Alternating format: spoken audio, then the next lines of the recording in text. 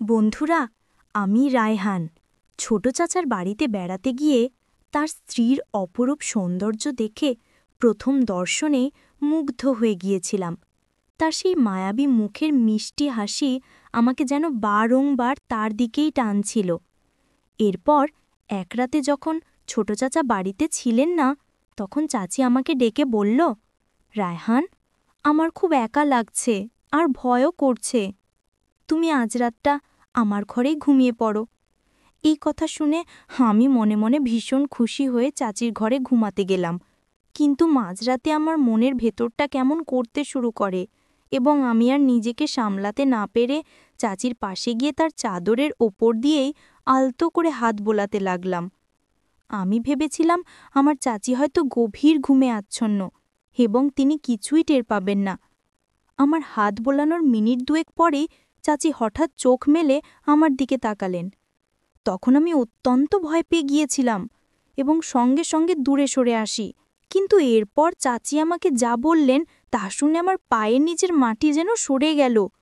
আমি তো তাকে একজন সহজ সরল মানুষ হিসেবেই জানতাম, কিন্তু চাচি আমাকে বললেন, রায়হান, তুমি কি শুধু এভাবেই হাত বোলাবে নাকি আরেকটু সাহস করে এগোবে?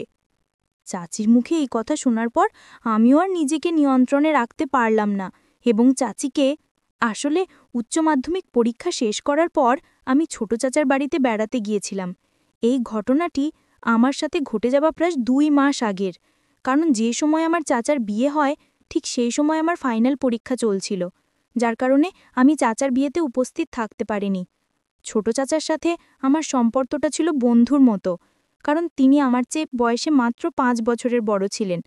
যখনই আমি চাচার বাড়ি যেতাম সারাক্ষণ ছোট চাচার সাথেই কাটাতাম এবং তার সাথেই খেলাধুলা করতাম। তাই ছোটবেলা থেকেই চাচার সাথে আমার একটা গভীর বন্ধুত্বপূর্ণ সম্পর্ক গড়ে উঠেছিল।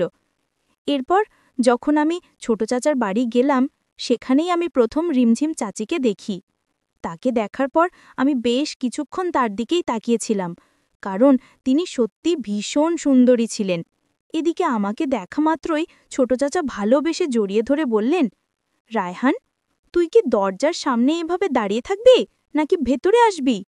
তারপর আমার ছোট চাচা তার সুন্দরী স্ত্রীর দিকে তাকিয়ে বললেন, শোনো, ও আমার ভাগ্নে রায়হান, আর তার চেয়েও বড় কথা, ও আমার বন্ধুর মতো। রায়হান যতদিনই বাড়িতে থাকবে তুমিও খুব ভালোভাবে যত্ন নেবে। এমনিতেও বেচারা আমাদের বিয়েতে আসতে পারেনি। চাচার কথা শুনে রিমঝিম চাচি মুচকি হেসে স্বামীর দিকে তাকিয়ে বললেন, ঠিক আছে। সেদিন দুপুরে খাওয়া দাওয়ার পর আমরা ৩ জন মিলে অনেকক্ষণ গল্পগুজব করলাম। সেদিন চাচার ছুটির দিন থাকায় তিনি সারা দিন বাড়িতেই ছিলেন। সারাদিন কেটে যাওয়ার পর চাচা আমাকে তার পাশের ঘরে থাকার ব্যবস্থা করে দিলেন। রাতেও আমরা ৩ জন একসাথে রাতের খাবার খেলাম। কিন্তু কেন জানি না, আমার সমস্ত মনোযোগ ছিল নতুন চাচির দিকে। তিনি এতটাই রূপবতী ছিলেন যে তার মিষ্টি হাসি আমাকে বারবার তার প্রতি আকর্ষিত করছিল। আর একেই হয়তো বলে বয়সের প্রভাব। আমি তখন সবে উচ্চ মাধ্যমিক পরীক্ষা শেষ করেছি, তাই বুঝতেই পারছেন সেই বয়সে ছেলেমেয়েদের মনের অবস্থা কেমন থাকে। তাই আমি পুরো বিষয়টা আর বিস্তারিতভাবে বলছি না। রাতের বেলা খাওয়া দাওয়া সেরে আমি যখন পাশের ঘরে একা শুয়েছিলাম, তখন বিছানায় শুয়ে কেবল রিমঝিম চাচির সেই সুন্দর মুখটাই আমার চোখের সামনে ভাসছিল এবং তার কথা ভাবতে ভাবতেই আমি স্বপ্নের জগতে হারিয়ে গিয়েছিলাম। চাচির কথা ভাবতে ভাবতে কখন যে রাত প্রায় ২টা বেজে গিয়েছিল আমি টেরই পাইনি। হঠাৎ মনে হলো আমার পাশের ঘর থেকে, অর্থাৎ চাচির ঘর থেকে কেমন যেন একটা শব্দ ভেসে আসছে।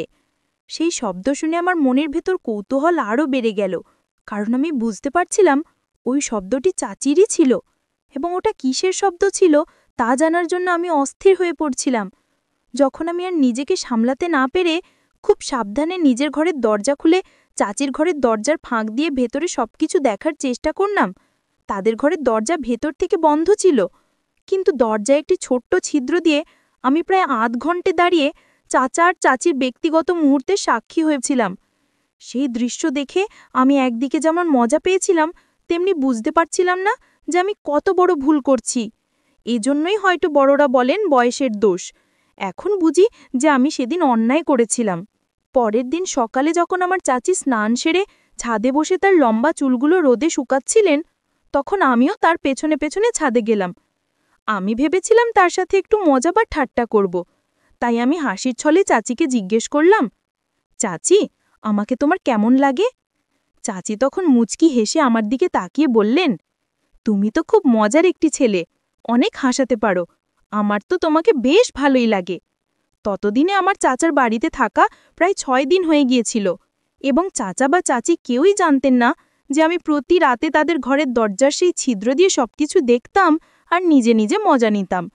এদিকে যত দিন যাচ্ছিল, আমার চাচিকে আমার ততই বেশি ভালো লাগতে শুরু করেছিল। তার চুল থেকে শুরু করে পায়ের নখ পর্যন্ত তার সবকিছুই আমার ভালো লাগত। তারা ঘুণক্ষরেও টের পেতেন না যে আমি তাদের দুজনের মধ্যেকার ভালোবাসা আর আদরের মুহূর্তগুলো প্রতিদিন লুকিয়ে লুকিয়ে দেখি।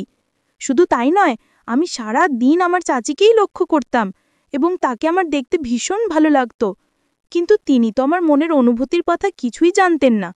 চাচিও আমার সাথে অনেক গল্প আর হাসি ঠাট্টা করতেন, কারণ চাচা তো সারাদিন বাড়িতে থাকতেন না, তিনি সন্ধ্যায় বাড়ি ফিরতেন। তাই আমি মনে মনে ভেবেছিলাম এই 1 মাসের মধ্যেই আমি চাচিকে আমার মনের কথা বলে নিজের ইচ্ছেটা পূরণ করব। এভাবেই প্রায় 10 দিন কেটে যাওয়ার পর একদিন রাতে যখন আমি প্রতিদিনের মতোই চাচির ঘরের দরজার সেই ছিদ্র দিয়ে ভেতরের দৃশ্য দেখছিলাম, ঠিক তখনই হঠাৎ করে আমার চাচি দরজা খুলে ফেলেন এবং আমি পালানোর কোনো সুযোগই পাইনি। আমি সরাসরি চাচির চোখের সামনে ধরা পড়ে গেলাম। চাচি আমাকে দেখেই সব কিছু বুঝে গিয়েছিলেন যে আমি মাঝরাতে তাদের দরজার সামনে দাঁড়িয়ে কী করছিলাম। সেদিন রাতে চাচি আমার দিকে ভীষণ রাগী দৃষ্টিতে তাকিয়েছিলেন, কিন্তু আমাকে একটিও কথা বলেননি। আমি তো চাচির সেই চেহারা দেখে লজ্জায় লাল হয়ে গিয়েছিলাম এবং দ্রুত মাথা নিচু করে সেখান থেকে আমার ঘরে চলে এসেছিলাম। আমি সত্যি কল্পনাও করতে পারিনি যে সেদিন হঠাৎ আমার চাচি দরজা খুলে এভাবে আমার মুখোমুখি হবেন। আসলে সেদিনও আমি আগের দিনগুলোর মতোই তাদের ব্যক্তিগত মুহূর্ত দেখার জন্য এবং মজা নেওয়ার জন্য দাঁড়িয়েছিলাম, কিন্তু সেদিন আমি কিছুই দেখতে পাইনি, কারণ তারা দুজনে সেদিন যাতে শুধু গল্প করতেই ব্যস্ত ছিলেন।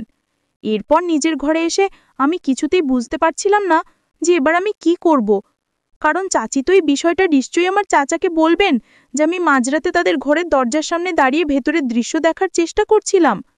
এই কথা ভেবে সেদিন রাতে আমি এক মুহূর্তের জন্যও ঘুমাতে পারিনি। আমার ভেতরে একটা তীব্র ভয় কাজ করছিল এবং আমি ভেবেছিলাম চাচির কাছে সবকিছু শোনার পর সকালবেলা হয়তো আমার চাচা নিজেই আমাকে ঘাড় ধাক্কা দিয়ে বাড়ি থেকে বের করে দেবেন। কিন্তু পরের দিন সকালে যখন আমার চাচা বাড়ি থেকে বেরিয়ে গেলেন, তখন আমার চাচি আমার ঘরে এলেন এবং আমাকে বললেন, রায়হান, আমি সব জানি, তুমি কাল রাতে কেন আমাদের ঘরের দরজার বাইরে দাঁড়িয়েছিলে তা আমার অজানা নয়।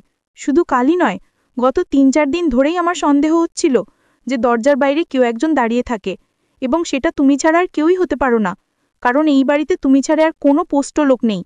আর কাল রাতে আমি তোমাকে হাতে নাতে ধরেছি। ছি রায়হান, আমি ভাবতেও পারিনি যে তুমি এই ধরনের একটি ছেলে। তোমার চাচা তোমাকে যেমন বিশ্বাস করে, আমিও তোমাকে অনেক বিশ্বাস করতাম এবং ভালো ছেলে ভাবতাম, কিন্তু তুমি যে এমন একটা নোংরা কাজ করবে সেটা আমি দুঃস্বপ্নেও কল্পনা করিনি। চাচির সব কথা শোনার পর আমি লজ্জায় মাথা নিচু করে চুপচাপ দাঁড়িয়েছিলাম এবং ভয়ে আমার শরীর দিয়ে ঘাম ঝরছিল।